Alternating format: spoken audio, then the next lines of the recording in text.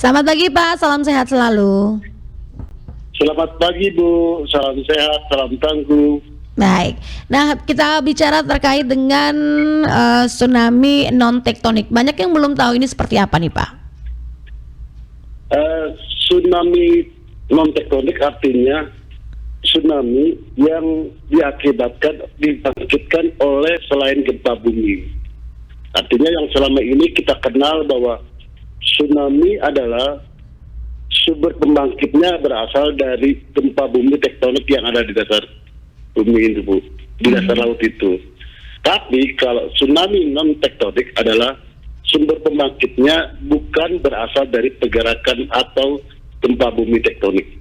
Seperti tsunami akibat adanya longsoran di dasar laut, kemudian tsunami akibat adanya letusan gunung berapi yang ada di dasar laut. Kemudian bisa juga tsunami akibat adanya longsoran tebing daripada gunung api yang dekat di dasar laut. Kemudian bisa juga tsunami diakibatkan oleh terjadinya jatuhnya meteor yang sangat besar ke laut. Baik, jadi ini memang penyebabnya bukan karena gempa nih Pak ya, tetapi penyebab lainnya. Ini sama berbahayanya dengan tsunami tektonik nih Pak ya, ataukah mungkin lebih berbahaya atau seperti apa? Kalau berbahaya tergantung dari pajak sumber pembangkitnya. Kalau dia sumber pembangkitnya seperti Gunung Krakatau yang tahun 1883 memang sangat berbahaya karena gunung tersebut berada di dasar laut dan gunungnya sangat besar sekali. Tapi untuk sebagian besar hampir gunungnya seperti yang terjadi di mana terakhir di daerah Maluku, itu pembangkitnya hanya longsoran yang sangat kecil yang terjadi gempa, kemudian mengakibatkan longsoran tebing di tepi pantai sehingga mengakibatkan adanya tsunami sekitar setengah meter. Jadi tergantung sumber pembangkitnya, besar kecil daripada sumber pembangkitnya itu. Oke, nah ini Lembata juga menjadi salah satu kawasan dari 4 wilayah yang berpotensi nih terjadinya tsunami non tektonik. Apakah ini pernah terjadi di Lembata Pak atau di wilayah lainnya di Nusa Tenggara Timur?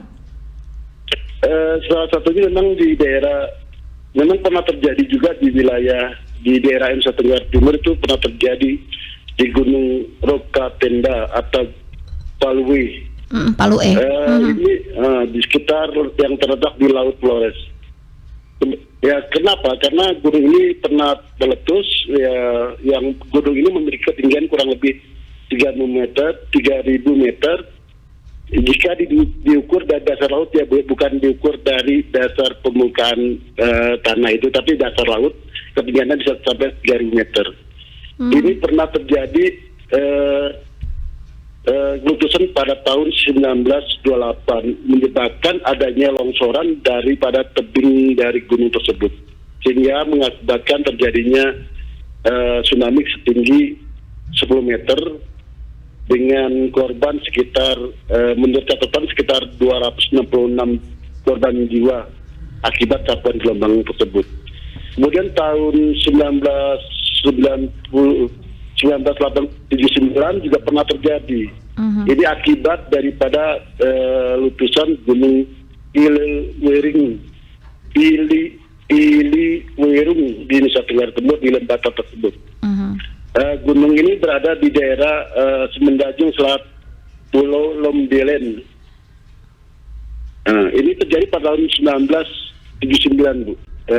Gunung ini pernah meletus mengakibatkan dinding gunungnya itu runtuh sehingga terjadi tsunami sekitar ketinggian 9 meter. Menurut catatan mengakibatkan terjadinya korban 550 orang pada tahun 1979. Oke, baik. Jadi memang pernah terjadi ya, pernah ada catatannya ini nih Pak. Nah, kalau kita ingin mendeteksi nih gempa atau tsunami non tektonik ini, apakah sudah ada alatnya? Karena kalau yang untuk tsunami tektonik ini kita tahu sudah ada alatnya nih Pak ya. Nah, bagaimana dengan tsunami non tektonik? Sampai saat ini memang BMKG berkonsentrasi ke tsunami akibat terjadi sumber pembangkitnya berasal dari gempa bumi tektonik. Tapi BMKG sedang berinovasi atau melakukan inovasi agar bisa mendeteksi tsunami akibat tsunami non tektonik, artinya bukan tsunami yang sumber pembangkitnya bukan dari tektonik. Kenapa? Karena kita berdasarkan sejarah atau pengalaman yang terakhir pernah terjadi di tahun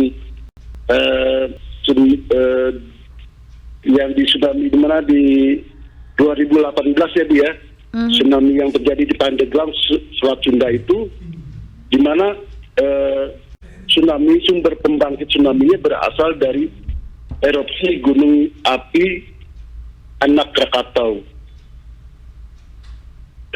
Sampai erupsi gunung api Anak Krakatau sehingga menimbulkan dampak tsunami sekitar 50 cm. Jadi BMKG sudah memasang beberapa alat di daerah tersebut untuk memantau, bukan memantau gunung apinya Bu, tapi memantau akibat perubahan muka laut akibat daripada letusan gunung Anak Krakatau tersebut. Oke. Jadi belum sampai saat ini belum ada alat seperti alat peringatan dini tsunami yang berasal dari gempa bumi tektonik. Nah, kalau belum punya alatnya ini Pak ya, bagaimana cara masyarakat misalnya untuk mengetahui tanda-tandanya nih, teristimewa untuk masyarakat yang ada di Lembata, Nusa Tenggara Timur? Di Nusa Tenggara di Lembata itu sebetulnya kami sudah berinovasi, artinya memang kita mencoba peralatan yang sudah kita pasang. Yang itu alat ini juga sudah kita pasang juga di seluruh di wilayah-wilayah di Indonesia yang tadi saya saya sebutkan di wilayah Selat Sunda kita pasang alat namanya AWL, Automatic Water Level, di mana alat tersebut ingin mencatat adakah tidak perubahan muka laut yang secara mendadak. Biasanya kalau adanya longsor, adanya letusan yang mengakibatkan longsoran tebing gunung itu, maka mereka akan jatuh ke laut dan akan mengakibatkan perubahan daripada permukaan air laut tersebut. Jadi alat itu sudah kita pasang Bu di Lembata. Baik. Nah, jadi ini juga bisa menjadi salah satu cara antisipasi dan pencegahan bagi masyarakat ya untuk mengetahui ataupun setidaknya mengurangi dampaknya nanti jika sekali waktu, tapi kita tidak harapkan Pak ya untuk terjadinya tsunami non tektonik ini. Baik. Nah, bagaimana kerjasama yang coba dijalin oleh BMKG karena ini Lembata juga berpotensi nih untuk tsunami non tektonik bersama Pemda setempat? Kami dari BMKG, terutama Ibu KBMKG sangat konstan, sangat perhatian sekali terhadap kejadian erupsi gunung api Ilelewatolok. Iya, yang sejak bulan Desember sampai sekarang letusan atau erupsinya masih sering terjadi di gunung tersebut.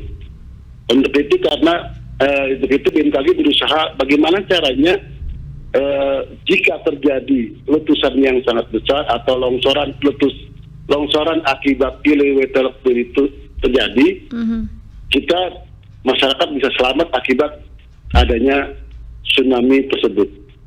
Jadi BMKG bekerjasama dengan BPBD dan pemerintah daerah Kabupaten Lembata memasang satu peralatan untuk sementara ini, satu peralatan AWL di desa Nakadewa.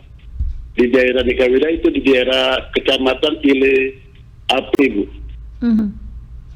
Bukan Ile Api Laban Suka saya. Di daerah desa Nakadewa itu Bu. Oke. Jadi memang kerjasama dan juga pendekatan ini juga sering dilakukan ya, terus dilakukan nih Pak ya untuk mencegah nih jangan sampai terjadi hal-hal yang kita tidak inginkan ketika misalnya nanti terjadi tsunami non tektonik ini dari Gunung Ilelewatolok. Iya. Baik. Kami sudah kerjasama terutama dengan BPBD Badan Penanggulangan Bencana Daerah Lembata. Kami sudah bekerjasama kemudian bekerja sama juga dengan pos pengamat gunung berapi Ilewelo Tolok juga sudah dengan apa? Pertama dengan membuat WA group yang setiap hari, setiap saat kita memberikan informasi jika terjadi saling memberikan informasi dari pihak pos pengamatan gunung api memberikan informasi tentang letusan gunung berapi, kemudian dari kami jika terjadi gempa di sekitar daerah tersebut kami memberikan informasi tentang gempa bumi tektonik, kemudian juga kami memberikan informasi tentang jika terjadi perubahan muka laut, ketinggian muka laut itu kami berikan informasi juga dengan informasi yang perubahan muka laut itu kami dapat dari pemasangan alat kami di daerah tersebut, yaitu pemasangan alat AWL tersebut, Bu. Oke, baik, terima kasih Pak Margiono untuk informasinya pagi hari ini. Selamat beraktivitas kembali, salam sehat selalu, salam tangguh. Salam tangguh, terima kasih, selamat pagi Bu.